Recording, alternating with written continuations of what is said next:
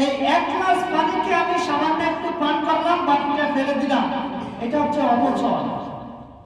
আর এক গ্লাস পানি নিয়ে এক গ্লাসের সামান্য একটু পান করলাম না, পুরোটাই ফেলে দিলাম, এটা হচ্ছে অপব্যয়। অপচয় এবং অপব্যয় দুটাই মানুষ করে। আমাদের মাঝে আমরা অনেকে এরকম রয়েছি যে খাদ্যগুলি আমাদের জন্য কোনো শরীরের উপকার নেই, আমাদের পরিবারের কোনো উপকার নেই, সমাজের কোনো উপকার নেই, বরং শারীরিক ক্ষেত্রে বিভিন্ন কাজের ক্ষেত্রে বোঝা যায় যে এগুলো ক্ষতি। কিন্তু মানুষ এই ক্ষতির মধ্যেই তার টাকা পয়সা গুলিকে ব্যয় করতেছে, কিন্তু ইনকাম করেছিল এগুলি হারাম পন্থা।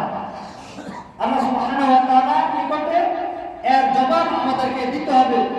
5 নাম্বার হচ্ছে যে মিন আইনা কাসাবাহু ওয়া ফিহা আনফাকাহু ওয়া মাদা আমিলা ফিমা আলিমা। 5 নাম্বার সর্বশেষ, যেটুকু ইলম অর্জন করেছিল তদ অনুযায়ী সে কতটুকু আমল করেছে। আপনি যেটুকু ইলম অর্জন করেছেন তা থেকে আপনি কতটুকু আমল করতে পেরেছেন, সেটাই হচ্ছে মুখ্য বিষয়, দেখার বিষয়। মানুষ অজান্তে অনেক সময় অনেক অন্যায় করে ফেলে। আল্লাহ তাআলা হচ্ছেন ক্ষমাশীল। আল্লাহ সুবহানাহু ওয়া তাআলা কোরআন কারীমে বলছেন যে তোমরা আমার রহমত থেকে নিরাশ হও না, আমি তোমাদেরকে ক্ষমা করব। মানুষ পাপ করে, মানুষ যখন পাপ করে এই পাপের ক্ষমা আল্লাহ তাআলা করেন, কিন্তু আমাদেরকে যে জিনিসটা দেখতে হবে সেটা হচ্ছে যে আমরা যেটুকু জানতে পেরেছি ততটুকু অনুযায়ী আমল করতেছি কিনা, সেটা হচ্ছে দেখার বিষয়। অজানা অনেক পাপ হচ্ছে আমাদের দ্বারা, সেটা আসল দেখার বিষয় নয়। আসল দেখার বিষয় হচ্ছে জানা জিনিসের মধ্যে আমরা কতটুকু এলেমের মধ্যে কতটুকু আমল করতেছি।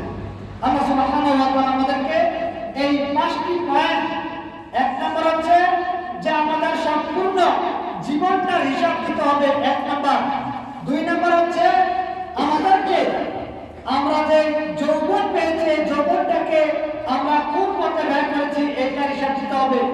3 নম্বর হচ্ছে আমরা কোন রাস্তা থেকে উপার্জন করতেছি। 4 নম্বর হচ্ছে কোথায় সেটা ব্যয় করতেছি। আর 5 নম্বর পয়েন্ট হচ্ছে যে যেটুকু এলেম অর্জন করলাম তদ অনুযায়ী কতটুকু আমল করতেছি। এই 5টি পয়েন্ট আমাদেরকে আরো ভালোভাবে জেনে এর উপরে আমল করার তৌফিক আল্লাহ আমাদেরকে দান করুন, আমিন। সম্মানিত উপস্থিতি, দ্বিতীয় যে হাদিসটার কথা বলেছিলাম সেটা ছিল সহিহ বুখারী 660 নম্বর হাদিস। হাদিস বর্ণনা করেছেন প্রখ্যাত সাহাবী আবু হুরায়রা রাদিয়াল্লাহু তাআলা আনহু।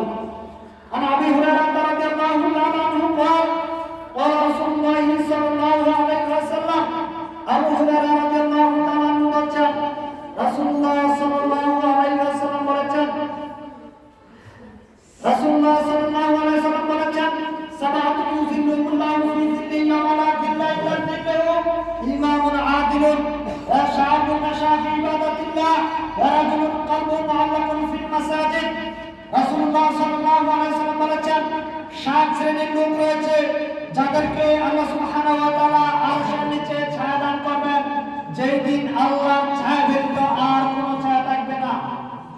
যেই দিন আল্লাহর ছায়া ব্যতীত আর কোনো ছায়া থাকবে না, সেই দিন আল্লাহ সুবহানাহু ওয়া তাআলা 7 প্রকার লোক, 7টি বৈশিষ্ট্য যার মধ্যে থাকবে, এই বৈশিষ্ট্যকারী ব্যক্তিদেরকে আল্লাহ তাআলা আরশের নিচে ছায়া দান করবেন। তার মধ্যে প্রথম সারির লোক হচ্ছে ইমামুন আদিলুন, ন্যায়পরায়ণ শাসক। যে ব্যক্তি ন্যায্য বিচার করে, ন্যায্য ফয়সালা করবে, এমন ব্যক্তিকে আল্লাহ তাআলা আরশের নিচে ছায়া দান করবেন। যে ব্যক্তি ঘুষ খেয়ে মানুষের উপরে জুলুম করে, অন্যায় অবিচার পাপাচার বিভিন্নভাবে মানুষকে ক্ষতি করে না, এমন ব্যক্তিকে আল্লাহ তাআলা আরশের নিচে ছায়া দান করবেন। যে ব্যক্তি ন্যায্য বিচারক, ন্যায় ফয়সালা করে। আমাদের সমাজে অনেক মানুষ রয়েছে তারা দায়িত্ব গ্রহণ করে মিথ্যা কথার দায়িত্বে